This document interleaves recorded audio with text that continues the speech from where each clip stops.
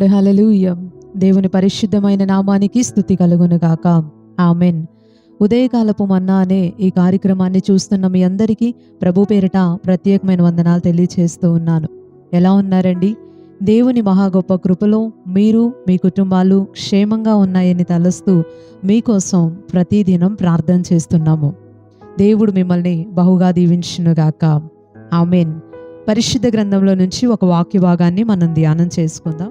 3వ కీర్తన 5వ వచనాన్ని మనం చదువుకుందాం. యెహోవా నాకు ఆధారము, కావున నేను పండుకొని నిద్రపోయి మేలుకొందును. దేవునికి స్తోత్రం. హల్లెలూయా. మనం చదువుకున్నటువంటి ఈ వాక్య భాగంలో దావీదు మహారాజు ఒక మంచి మాటని తెలియచేస్తున్నాడు. ఆయన అంటున్నాడు, యెహోవా నాకు ఆధారము, కాబట్టి నేనేం చేస్తానంటే పడుకుంటాను, నిద్రపోతాను, మళ్ళీ తిరిగి మేల్కుంటాను అని చెప్తున్నాడు. దేవునికి స్తోత్రం. హల్లెలూయా. ఈ పదాన్ని మనం వింటూ ఉన్నప్పుడు, ఈ మాటని మనం చదువుతూ ఉన్నప్పుడు మన మనస్సులో ఒక ఆలోచన వస్తుంది.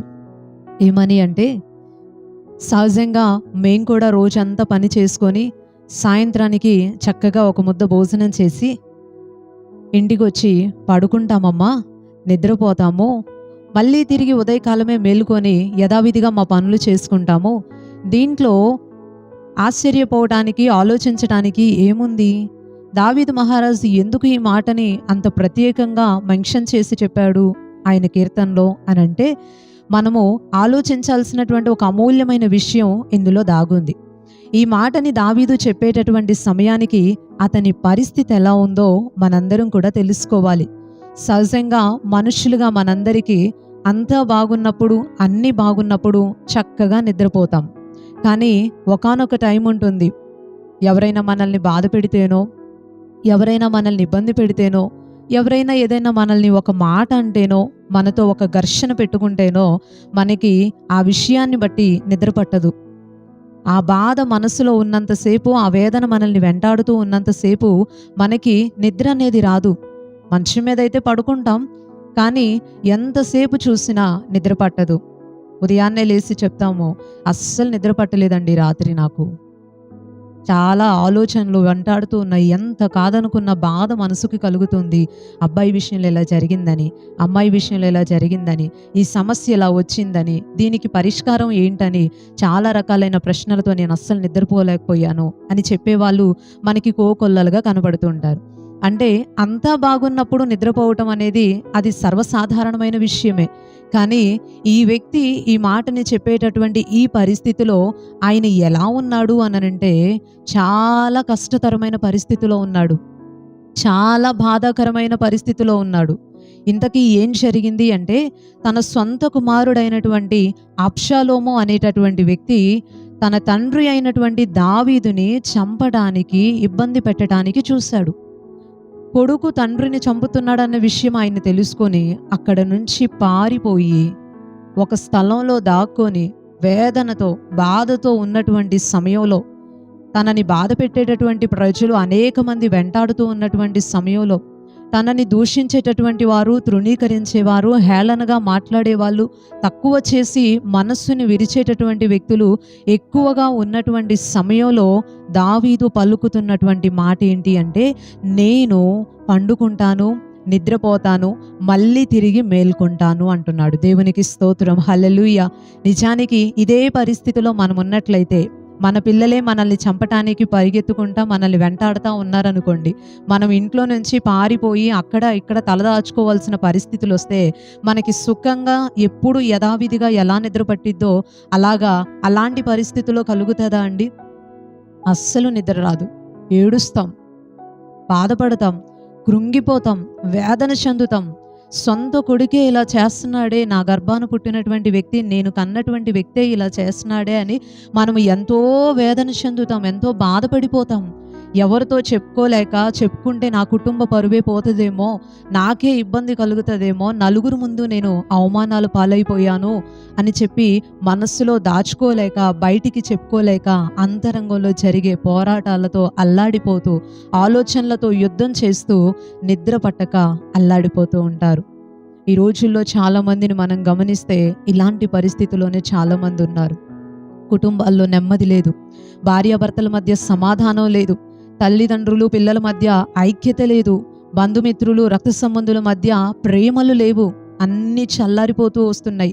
ఎవరి దారి వాళ్ళదే, ఎవరి మాట వాళ్ళదే, ఎవరి నిర్ణయాలు వాళ్ళవే.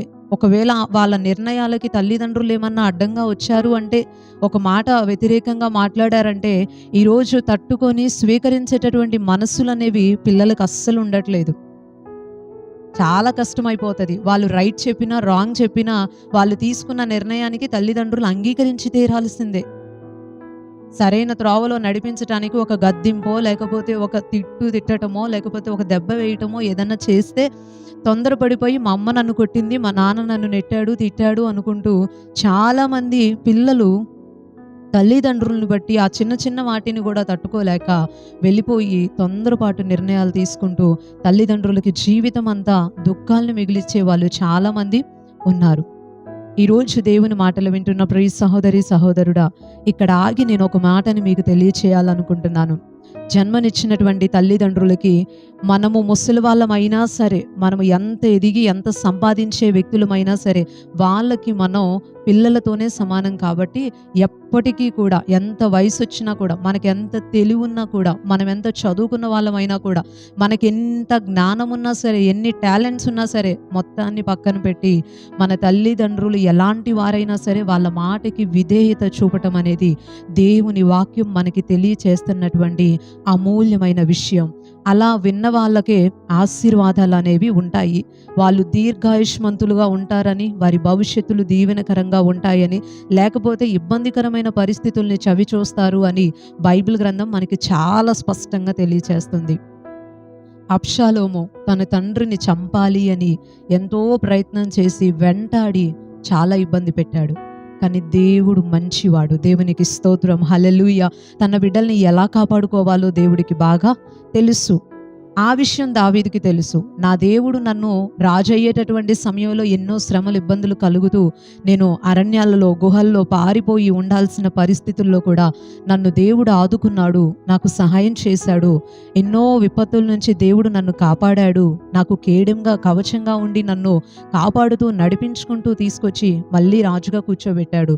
ఈ సమయంలో కూడా, నా కొడుకు విషయంలో కూడా, ఇంత కష్టతరమైన విషయంలో కూడా నా దేవుడు నాకున్నాడు అనేటటువంటి ధైర్యముతో దావీదు హాయిగా పడుకొని నిద్రపోయి సమస్తాన్ని దేవుని చేతులకు అప్పగించి మళ్ళీ తిరిగి మేలుకొని యథావిధిగా తన జీవితాన్ని కొనసాగించాడు. దేవునికి స్తోత్రం, హల్లెలూయా. దావీదు తన నోటితో పలుకుతున్న కొన్ని మాటలను ఒకసారి మనం చదువుకుందాం. చూడండి, 3వ కీర్తన 1వ వచనం నుంచి నేను ఇలా చదువుతున్నాను. తన మనసులో ఉన్న విషయాన్ని దేవునికి చెప్పుకుంటున్నాడు దావీదు. యెహోవా, నన్ను బాధించువారు ఎంతో విస్తరించి ఉన్నారు, నా మీదకి లేచువారు అనేకులు. దేవుని వలన అతనికి రక్షణ ఏమీయూ దొరకదని నన్ను గూర్చి చెప్పువారు అనేకులు. ఎలా ఉన్నారంటండి ప్రజలు తన చుట్టూ? తనని చాలా బాధ పెడుతున్నారంట. ఎంతమంది బాధ పెడుతున్నారు అని మనం అక్కడ చూస్తే ఒకళ్ళు కాదు, ఇద్దరు కాదు, ముగ్గురు కాదు. తనని బాధ పెట్టేటటువంటి వ్యక్తులు ఎంతో విస్తరించిపోయారంట. ఎక్కువ మంది అయిపోయారు. లెక్క పెట్టడానికి కూడా సరిపోనంత మంది తనని బాధ పెట్టాలని చూస్తున్నారు. నా మీదకి లేచువారు అనేకులు అంటే తనని కొడదామని, తిడదామని, ఇబ్బంది పెడదామని దావీదు మీదకి లేచేటటువంటి వ్యక్తులు అనేకులట. దేవుని వలన అతనికి రక్షణ ఏమీయూ దొరకదని నన్ను గూర్చి చెప్పువారు అనేకులు. అంటే దేవుడు అతనికి ఏమీ సహాయం చేయడురా, దేవుని వలన అతనికి రక్షణ ఏమీ కలగదు, దేవుడు కూడా అతన్ని పట్టించుకోడు, దేవుడు కూడా అతనికి ఏం సహాయం చేయడని తన గురించి తక్కువగా హేళనగా మాట్లాడుకునేటటువంటి వ్యక్తులు అనేక మంది ఉన్నారట. కానీ దావీదు అంటున్నాడు, యెహోవా, నీవే నాకు కేడెముగాను, నీవే నాకు అతిశయాస్పదముగాను, నా తల ఎత్తువాడవుగాను ఉన్నావు. దేవుడు ఎలా ఉన్నాడంటండి? అతనికి కేడెంగా ఉన్నాడంట. అంటే కాపాడేటటువంటి వాడిగా ఉన్నాడంట. నీవే నాకు అతిశయాస్పదముగా, నా తల ఎత్తువాడవుగా ఉన్నావు. అంటే నువ్వు నన్ను నేను అతిశయించేటట్టుగా, ఇప్పుడు నా గురించి తక్కువగా మాట్లాడుకుంటున్నారు కదా, కానీ నేను అతిశయపడేటట్టుగా, నా దేవుడు నా పక్షాన ఉన్నాడు అని నేను అతిశయపడేటట్టుగా నీ కార్యాలని నాకు జరిగిస్తావు, నా తల ఎత్తుతావు, నువ్వు అలా నా పక్షాన ఉన్నావు అని దేవుని గురించి చెప్తున్నాడు. ఎంత నమ్మకం అండి దావీదుకి దేవుడంటే. దేవునికి స్తోత్రం, హల్లెలూయా. అయితే అతను ఆ నమ్మకంతోనే ఆగిపోలేదు. కానీ 4వ వచనంలో అంటున్నాడు, ఎలుగెత్తి నేను యెహోవాకి మొరపెట్టునప్పుడు ఆయన తన పరిశుద్ధ పర్వతము నుండి నాకు ఉత్తరం ఇచ్చును.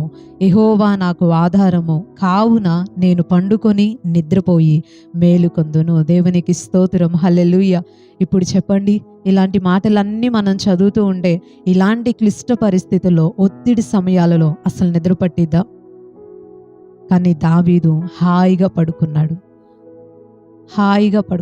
మూడే 3 పనులు ఆయన చేశాడు. ప్రజలు ఇబ్బందికరంగా మాట్లాడుతున్నారు, కష్టతరమైన పరిస్థితి వచ్చింది, బాధ వేదనలు వెంటాడుతున్నాయి, తట్టుకోలేని సమస్య. కానీ అతను మాత్రం 3 పనులు చేశాడు. ఏం చేశాడు అంటే, మొదటిగా దేవుణ్ణి సంపూర్ణంగా నమ్మాడు. నువ్వే నన్ను కాపాడుతావు, నువ్వే, ప్రజలు ఇలా మాట్లాడుతున్నారు కానీ నేను అతిశయించేటట్టుగా, నా తల ఎత్తేటట్టుగా నువ్వే చేస్తావు అని దేవుణ్ణి ఆ వ్యక్తి సంపూర్ణంగా నమ్మాడు. రెండవదిగా దేవుని చేతులకి సమస్తాన్ని అప్పగించి ఎలుగెత్తి దేవుని దగ్గర ప్రార్థన చేసుకున్నాడు. మూడవదిగా దేవునిని ఆ వ్యక్తి ఆధారంగా చేసుకొని ఉన్నాడు కాబట్టే నిశ్చింతగా ఉండి నిద్రపోయాడు. దేవునికి స్తోత్రం, హల్లెలూయా. ఈ ఉదయకాల సమయం దేవుని మాటలు వింటున్న ప్రియ సహోదరి సహోదరుడా, నీ పరిస్థితి ఎలా ఉందో మాకు తెలియదు. కుటుంబాల్లో కూడా ఇలాంటి రకాలైన ఇబ్బందులు కలుగుతూనే ఉంటాయి. పిల్లల్ని బట్టి, బంధుమిత్రుల్ని బట్టి, స్నేహితుల్ని బట్టి, భార్యాభర్తల్ని బట్టి, ఇరుగు పొరుగు వారిని బట్టి ఏదో వేదన, ఏదో బాధ, ఏదో కష్టం వెంటాడుతూ ఉంటుంది. ఒక న్యూన్యత భావం, ఒక ఒంటరితనం మనిషిని పట్టుకొని వేధిస్తూ ఉంటాయి. ఏంటి, నాకే ఎందుకు ఇలా జరుగుతుంది, నా కుటుంబమే ఎందుకు ఇలా అయిపోతుంది, నా లైఫే ఎందుకు ఇంత బాధాకరంగా మారిపోయింది అని అనిపిస్తూ ఉంటుంది. ఎవరికి వారికి అలా అనిపిస్తూ ఉంటుంది. కానీ అలాంటి సమయంలో కూడా సహాయపడటానికి మన కోసం ఎప్పుడూ ఒకరున్నారనే మాటని మనం మర్చిపోకూడదు. ఆయనే మనం ఆరాధించేటటువంటి ప్రభువైన యేసుక్రీస్తు వారు. ఆయనని మనం సంపూర్ణంగా నమ్మగలిగితే, హృదయపూర్వకంగా ఎలుగెత్తి ఆయన దగ్గర ప్రార్థన చేసుకొని మన విషయాల్ని తెలియచెప్పగలిగితే, ఆయన్ని ఆధారంగా చేసుకొని బ్రతకగలిగితే, దేవుని దగ్గర నిశ్చింతగా మనముండి హాయిగా పడుకోగలుగుతాం. దేవుని దగ్గర నుంచి అమూల్యమైనటువంటి సహాయాల్ని పొందుకోగలుగుతాం. ఈ ఉదయకాల సమయం ఈ అమూల్యమైన సహాయాన్ని దేవుడు తనని నమ్మిన బిడ్డలందరికీ సంపూర్ణంగా చేయునుగాక. ఆమెన్. ఒక చిన్న ప్రార్థన మనం చేసుకుందాం. పరిశుద్ధుడు అయిన తండ్రి, ప్రేమ కలిగిన ప్రభువా, ఈ ఉదయకాల సమయాన్ని బట్టి మిమ్మల్ని స్తుతిస్తూ ఉన్నాం. ఈ మంచి సమయంలో విలువైన నీ మాట ద్వారా మీరు మాట్లాడినందుకు నీకు స్తోత్రాలు ప్రభువా. దావీదు జీవితంలో ఎంతో కష్టతరమైన పరిస్థితి, వేదన, కృంగుదల, ఒంటరితనం, అల్లాడిపోయే పరిస్థితి. కానీ దావీదు మాత్రం నిన్ను సంపూర్ణంగా నమ్మి ప్రార్థన చేసి నిన్ను ఆధారంగా చేసుకొని నిశ్చింతగా, సమాధానంగా, సంతోషంగా జీవించగలిగాడు. అట్టి కృపని ఈ మాటలు వింటున్న ప్రతి ఒక్కరికి కూడా మీరు అనుగ్రహించండి. ఎంతమంది అయితే వారి కుటుంబాల్లో అసమాధానకరమైన వాతావరణాలతో ఇలాంటి క్లిష్టతరమైన పరిస్థితుల్లో ఉన్నారో, ఇబ్బంది పడుతున్నారో, వారందరికీ కూడా మీ నామంలో సహాయపడండి.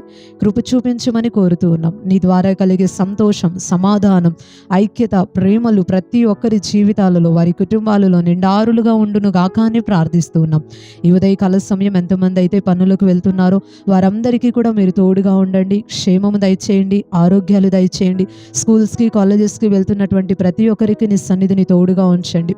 నీ కృపను అనుగ్రహించి ఈ రోజంతా వారికి దీవెనకరంగా చేసి సహాయం చేయమని వేడుకుంటూ, నజరేయుడును శక్తి కలిగిన యేసుక్రీస్తు వారి శ్రేష్టమైన నామంలో ఈ ప్రార్థన అడిగి వేడుకుంటున్నాం పరమ తండ్రి. ఆమేన్, ఆమేన్. అందరికీ ప్రైజ్ లార్డ్. మరలా తిరిగి రేపు ఉదయకాల సమయం, ఉదయకాలపు మన్నానే ఇదే కార్యక్రమంలో పాల్గొని దేవుని మాటలు విని దీవించబడదాం. అప్పటి వరకు దేవుని యొక్క మహా గొప్ప కృప మనకి, మన కుటుంబాలకి తోడైండును కాక. ఆమేన్. Praise lord.